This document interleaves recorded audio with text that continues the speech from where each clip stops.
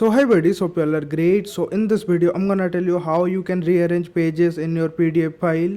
So you see this, so how you can do it, so I will tell you. So for this you need this app. I will give you this app link in the description. It's free of cost, that's why I'm using. So in free of cost you can do your work. So after installing the app you have to click on open, and I will show you this thing first.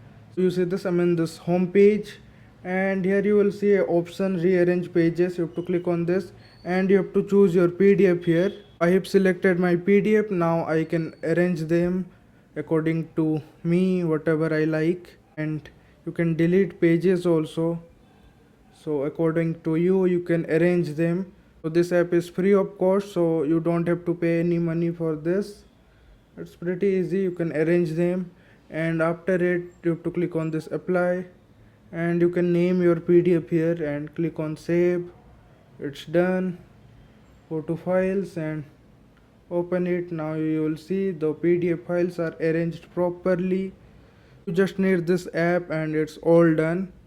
So I hope you like this video and this video has helped you to get your work done. So if yes, then you can give this video a like and do subscribe this channel. So that's it, thank you and bye bye.